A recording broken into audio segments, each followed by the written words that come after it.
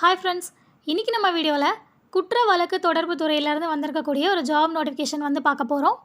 இந்த வேலைக்கு வந்து எக்ஸாம் கிடையாது. மினிமமாக நீங்கள் 8th வந்து பாஸ் பண்ணியிருந்தாலே போதும். தமிழ் வந்து கண்டிப்பாக எழுத படிக்க தெரிஞ்சிருக்கணும். இந்த குவாலிஃபிகேஷன் உங்களுக்கு இருந்தாலே இந்த போஸ்ட்டுக்கு வந்து தாராளமாக நீங்கள் விண்ணப்பிக்கலாம். இதில் வந்து பெண்களுக்கு பார்த்திங்கன்னா எந்த ஒரு ஃபீஸ் பேமெண்ட்டுமே கிடையாது. ஃப்ரீயாகவே அப்ளை பண்ணிக்கலாம். ஆஃப்லைனில் தான் பார்த்திங்கன்னா அந்த அப்ளிகேஷன் வந்து நீங்கள் அனுப்பணும். ஒரு சில அட்டாச் டாக்குமெண்ட்ஸோட சொல்லியிருக்க அட்ரஸ்க்கு வந்து நீங்கள் அப்ளிகேஷன் வந்து அனுப்புகிற மாதிரி இருக்கும். இன்னும் இந்த நோட்டிஃபிகேஷனில் நிறைய டீட்டெயில்ஸ் இருக்குது. அதை பற்றிலாம் ஃபுல்லாக தெரிஞ்சுக்கலாம். வாங்க இப்போ வீடியோக்குள்ளே போகலாம். ஓகே, குற்ற வழக்கு தொடர்பு துறை அங்கேருந்து இந்த நோட்டிஃபிகேஷன் வந்து ரிலீஸ் ஆகிருக்கு. என்ன போஸ்ட்டுன்னு பார்த்தீங்கன்னா அலுவலக உதவியாளர். இந்த ஆஃபீஸ் அசிஸ்டன்ட் போஸ்ட்டுக்கு இந்தியாவில் இருக்க எல்லாருமே வந்து விண்ணப்பிக்கலாம்னு சொல்லியிருக்காங்க. சேலரி வந்து 15,700லேருந்து 58,000 வரைக்கும் சேலரி சொல்லியிருக்காங்க லெவல் 1ல். அடுத்து வயது வரம்பு வந்து மினிமமாக 18 வயசு வந்து கம்ப்ளீட் ஆகிருக்கணும். மேக்ஸிமம் ஏஜ் லிமிட் பார்த்தீங்க அப்படின்னா பொது பிரிவினர் ஜிடி கேட்டகரியில் வரீங்கன்னா 32 வயசு வரைக்கும் அப்ளை பண்ணலாம். அடுத்து BC, MBC, BCM and DC இந்த கேட்டகரியில் வரீங்க அப்படின்னா 34 வயசு வரைக்கும் ஏஜ் லிமிட் இருக்குது.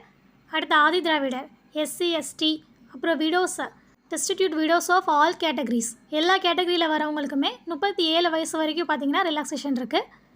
ரிசர்வேஷன் வந்து ஜென்ரல் கேட்டகரி தான் கொடுத்துருக்காங்க. அதனால் எல்லாருமே வந்துட்டு இதுக்கு அப்ளை பண்ணலாம்.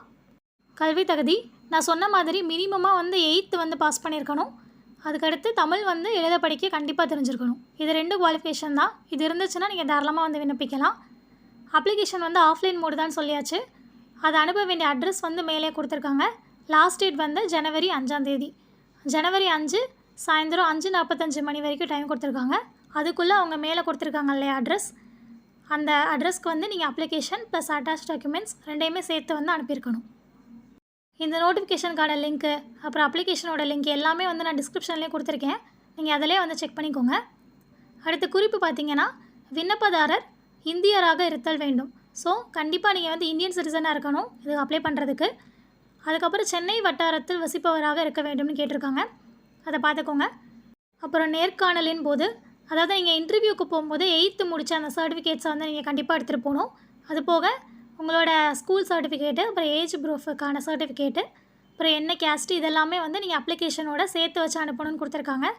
நோட்டிஃபிகேஷனில் அந்த ஜென்ரல் இன்ஸ்ட்ரக்ஷன்ஸ் எல்லாமே தெளிவாக படிச்சுக்கோங்க. லாஸ்ட் டேட் வந்து ஜனவரி 5. இந்த போஸ்ட்டுக்கு எக்ஸாம் இல்லாமல் அப்ளிகேஷனை வந்து ஷார்ட்லிஸ்ட் பண்ணி இன்டர்வியூ கூப்பிட்றதா சொல்லியிருக்காங்க. மேபி நிறைய அப்ளிகேஷன்ஸ் இருந்துச்சுன்னா எக்ஸாம் இருக்கிறதுக்கு சான்ஸ் இருக்கும் அப்படின்றதையுமே மென்ஷன் பண்ணியிருப்பாங்க. அதை பார்த்துக்கோங்க. அப்புறம் இதான் அப்ளிகேஷன் ஃபார்மு. எப்பயும் போல் ரைட் சைடில் ஃபோட்டோ ஒட்டி உங்கள் name, address, phone number, mail ID இதெல்லாமே தான் கேட்டிருப்பாங்க. ஏதாவது எக்ஸ்பீரியன்ஸ், ஒர்க் எக்ஸ்பீரியன்ஸ் இருந்துச்சுன்னா நீங்கள் அதையும் கொடுத்துக்கலாம். இதெல்லாமே முடித்து அவங்க சொல்லியிருக்க அட்ரஸ்க்கு சொன்ன டேட்குள்ளே அனுப்பிச்சிக்கோங்க. இதில் வேறு ஏதாச்சும் டவுட்ஸ் இருந்துச்சு அப்படின்னா கமெண்ட் செக்ஷனில் கேளுங்க. நம்ம ஆஸ்பிரன்ட்ஸ் இன்ஃபோ சேனலை இப்போ தான் ஃபஸ்ட் டைம் பார்க்குறீங்க அப்படின்னா மறக்காமல் சப்ஸ்கிரைப் பண்ணி வச்சுக்கோங்க. தேங்க்யூ.